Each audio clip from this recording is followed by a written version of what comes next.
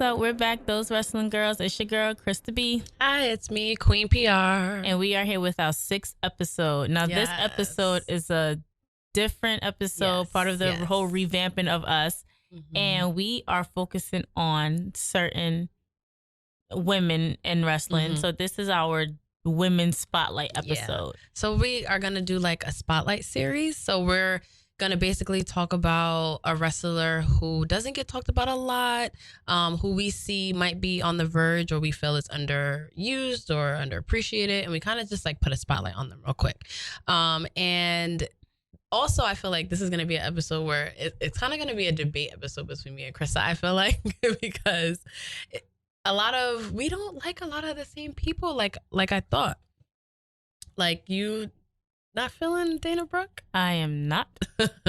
So our first spotlight episode is going to be about Dana Brooke, who I am a huge fan of, and I think can be on her way up in WWE Women's Division, and this could be her moment. So I wanted to kind of focus on her. So just a little bit background on Dana Brooke. She debuted in NXT in 2013. And she was in an alliance with Emma, who I miss. I love you, Emma. Oh my goodness, Emma needs to come back. I would love if she came back. She needs to come back. I don't even care if she comes back as the quirky I don't Emma, even care at this point. Or the badass. I like badass Emma though, but Emma needs to come back. She does. AEW, Emma, AEW. No, for real. And I think she's definitely like an unsung hero of the women's, even the Divas Revolution going into the women's evolution. I think Emma's like an unsung hero, and I would love, she should be our next spotlight episode, actually. Well, we have a lot of women we can spotlight that are underappreciated. Very underappreciated. So yeah. Shout out to Emma. And then she moved on to the main roster, I believe, and then she was paired with Charlotte. And then she was in Titus Worldwide. And it's surprising to think that And then she got her ass beat by Ronda. You can't forget that. Yeah. And then she kind of, once her and Charlotte, she kind of went with Titus Worldwide, and then they were trying to figure out what to do with her. And then she broke up with Titus Worldwide, which I thought was going to be a good moment because she like stormed out on them. They were like hindering her, and then she stormed out, and I was like, okay, let's see where they're gonna go with this Dana Brooke story. And then they didn't do anything with her, and then she was kind of just like a filler a little bit. And then recently she has gotten the love and support of the WWE Universe. What do you think that is? Why do you think everyone is like pushing for Dana Brooke all of a sudden? Pity. No, just kidding. No, it's not pity. I don't want to sit here and say I do not like Dana Brooke as a person. I don't like how WWE has been portraying her and her character, and that's what's drawing me away from her. The whole you're an understudy, you're a lackey, you're this, you're that. From when she came onto the main roster, even when she came into NXT. But NXT, I know she was fighting. She was putting the beats on them bitches in there. Sorry, them women. And for it to just like do a whole 180, and now she's like a lackey, and then they put her with Titus Worldwide, and then she was about to be messing with Apollo, but then news broke that Apollo was had a baby in real life with his wife. It was just so crazy. Like, so I just feel like, and every time she's on, she doesn't make me say, oh, I want to see her. I want to see what's next for her. Okay. Like, and I'm just like, if you're gonna be used, if and it's not up to her, and I know it's not up to her. And I just feel like if they're gonna use her, then use her right. She's very talented, and it's like talent going by the wayside. She's not a bad wrestler. She's not. I think she's strong as hell. Yeah, and she has like that fitness competition background, that gymnastics background. Like, she impresses me when she does a little flip when she comes out, and she has a lot of like good moves and stuff. I think social media has a lot to do with like her recent like rise in popularity, because she's definitely that real life underdog story where it's like, I am really like pushing and crawling to get anywhere in this division right now. And like, her heart is literally in, like, you can see how much she cares about moving forward, especially, and you forget 6 years is a long time to be kind of like in limbo, and no one really knows what's going to happen with you. And the interesting thing about Dana Brooke too is like she's included in things. Like she played a pivotal role in a heel Charlotte, especially in her feud against Sasha Banks. Like she played a huge role in that. She was in every Royal Rumble. She was, you know, in every WrestleMania Battle Royal. So like, you know, she's not forgotten. It's not like oh, Dana Brooke, like that's she's kind of included. forgotten. That's kind of forgotten from my standpoint, because it's like you go from, like I said, the lackey or the sidekick from Emma to Charlotte. Charlotte goes way up here. Then it's just like, all right, we don't need you no more, even though you interfered in this match with Sasha and Charlotte, or this match with Sasha and Charlotte. We don't need you anymore. Ric Flair's back now. He's going to take his spot back as Charlotte's father.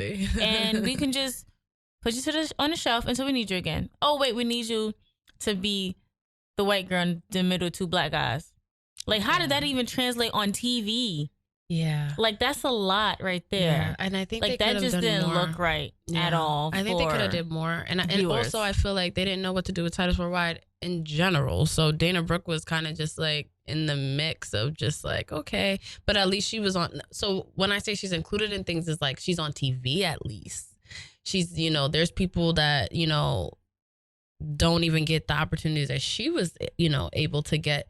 And then most recently, I think, was a peak in her career, which I'm hoping isn't Money in the Bank. The last one, is Money in the Bank. The first time I heard the crowd support Dana Brooke was Royal Rumble. That was the first one. I was, I hate to say surprised at the pop that she got, but I was excited for it. And then she eliminated in the Battle Royal in WrestleMania, she eliminated 2 Riot Squad members. So for me, that showed me that WWE clearly wants to do something with her, because the Riot Squad, you know, is the Riot Squad, and to have Dana Brooke actually like eliminate 2/3 of them, I thought was cool. That was another moment I realized it. And then Sam Roberts like decimated her on yes. Main He Event. Literally like a tore month or her so to ago. shreds. Like on it was a bad. level, right. Like she even had to go to Twitter and address that, because it's like, if you're an announcer, then you announce the sports and the moves, whatever. Don't come for me and don't judge my character as a human being outside of WWE. He basically said like she's nothing, and like this is a waste of Tamina's time, and he doesn't even understand why Dana Brooke was even in the match. Like he was like, because there's a difference. Like I, as everyone knows, I'm a big Corey Graves fan, and I love how he trolls like Sasha Banks and like Renee and yes, and Renee too. I love that, but there's a way to do it, and I think the way Sam came off was, and he's done this in the past to like Bianca Belair, who I want to do a spotlight episode on too, but just like the tone of it and the approach of it just seems very like mean, and the fact that these are women, maybe I'm being a little bit more like, I don't know. I don't know. I just think his approach was... You're right. Like on Twitter after that Main Event, even the guys were coming to Dana Brooke's defense. So no, it wasn't. You're not being biased about it at all. Like, we're women, we're human at the end of the day. And Sam Roberts, you're in her arena in a sense. You're in her world. She can snap you like a twig and not think twice about it. Yo, you know how strong she is? Like, and she's dating her boyfriend. Nick. Right. I don't think he's a Nick anymore, a Nets, but a Nets player. Like, are you dumb? You better stop. And you're not even that big of a Dana Brooke fan, and you can even see like the things that he was saying was a little... I mean, because she's a woman and she's a person at the end of the day. Like, I don't, the trolling is one thing, especially because it's a part of the sports entertainment realm. But to go over that line and just keep crossing and make your own line and keep crossing to tear somebody down, that's where I'm just like, nah, like, whether I like her character or not, she's still a human being. Like, she's still a person. And that's not cool. Not right. Like, and then she did get a spot in Money in the Bank. So I've been asking a lot of our listeners and followers and stuff about their opinions on Dana Brooke, and it's definitely 50-50. Like, I get a lot of like, she should just leave. She's not that good. She's this, she's that. Then the other half is like, we need to see more of her, and WWE needs to give her more of a chance. So it's very like split down the middle, even depending on what city they're in. Whether or not she either gets like a lukewarm response or like they really like her. Like, it's like one of those sort of things. So that's why I think discussing Dana Brooke is interesting, because I feel like it could really go like either way. But I would love to ask you, what can be done with Dana Brooke at this point for us to care? What feud maybe she needs to have? What character development? Like, what do you see? One, I do think they need to revamp her whole character, because technically we don't know what her character is. Right. We don't know if it's heel. This is her character. Yeah, like, that's it. Like, we all got muscles. I can flex. Like, we don't know what it is per se. Like, we know she's too good to be anybody's sidekick or lackey. Mm-hmm. Like, she has so much talent. Like, when we were at, what was it, SmackDown or Raw? It was Raw. I think it was Raw, yeah. And she was on the Titantron. The way that she was speaking and her mouth and how she kept moving her mouth to go a certain way. It's just like, you're trying too hard to be seen. Like, sis, we see you. We know you're here. We're not going to forget that you're here. And I know that you want to be seen a little bit more, but it's just like, you have to go work on yourself. You know, let them write it that she got an injury. Let her, you know, write not something devastating. Yeah. For her to, you know, go revamp herself and come back. She could still come back Dana Brooke. She could come back badass Dana Brooke. She'll come back as a baby face and help somebody. Yeah, like, so I think that's what it is, because she doesn't really have a character. It bothers me because she had that moment at Money in the Bank, which I was not going to be mad at. I was walking, had my phone in my hand, like, let's go. Anybody but Charlotte. Was Charlotte in that? No, Charlotte wasn't in that match. No. Anybody but I forgot who we didn't want to win. Yeah, whoever we didn't want to win. Anybody but her. But, you know, again, she was, I didn't want Mandy Rose to win. Yeah. Again, it's just like, you had that moment. It was right there, your grasp. And you know that they played you because they had you look around like, grab the shit. Yell at Vince later. He really can't take it from you after you get it. That's it. I do like that she was able to have a moment in that match where, you know, she was swinging and stuff. Like, so it's like, good for you, Dana. Have you noticed the few times, and this is what I fucking hate about WWE, is that they plant seeds to fuse for the women and you get all excited about it and then they just never do it again. But her and Natty, they like tease that they might have a little feud where Dana has to kind of prove to the wrestling vet that she belongs. How do you feel about that possibly being a little kickoff to something? I feel like that. I feel like you're in WWE for a reason, so why do you still have to prove yourself? You're on the main roster for a reason. Why do you still have to prove yourself? Like, I don't feel like that's cool for anybody to have to sit here and keep fighting, especially because you came from NXT. You proved yourself enough to be here. Like, give me something else. Yeah. Try to do something else. Yeah. I can't. I really don't have much to say about Dana. It's like, all I need is a whole character change. Yeah. Keep the name, change the character, change the wardrobe, change the moves. Or keep the moves, just make it more brutal in something. Sense. Like, something. Give us something else. Agreed. I think if they want to do more with Dana Brooke right now, I think putting her in a feud with Natty would get her the most like attention. And that's probably the problem too for an audience, because it's like you already know that's when it becomes predictable. Natty's up here. All right, we're gonna put you with Natty. Natty's gonna put you over, and you know. And I feel like the only thing that would truly make that work is if they put on like bomb matches where you're just like, yo, these are gonna be like really good. But then it's like, I mean, Natty can carry anyone, but like, would they be able to deliver? Would we be as invested in that? They would have to do, like you said, a lot of work on that character development, on both of their mic skills. Yeah, their mic skills are trash. Yeah, and all, you know, I don't know what can be done with Dana Brooke right now. I think I agree with you. I am a fan. I do think she has a lot of potential. I do love that she's gotten a lot of opportunities.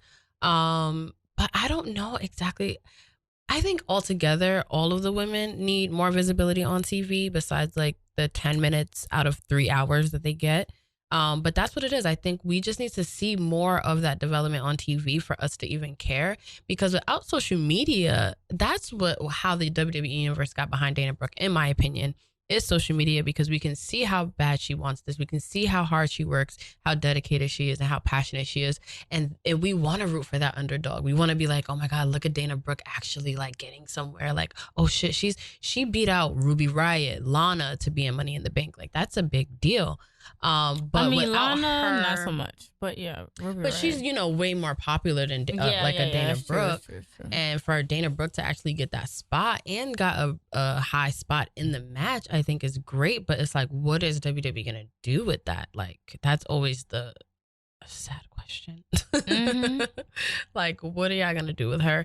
But then another thing that I wanted to note too, because we recently been talking about All Elite Wrestling, is that women superstars now, even if they don't have good feuds, they can like hone their talent to where they become a big enough, at least personality, to then move to another promotion. That's true.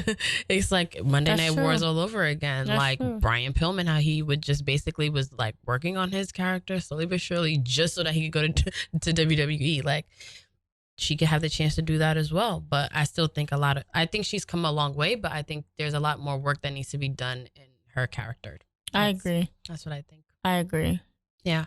So I want to ask the listeners and our viewers and followers who we should do a spotlight episode on next. And we want to know what you think of Dana Brooke and her future in WWE or another promotion. Please let us know in the comments, because I would love to know. Yes, let us know. And I believe we're going to conclude this women's spotlight session on Dana Brooke. Once again, I'm Krista B. And it's me, Queen PR. Those wrestling girls are up and out.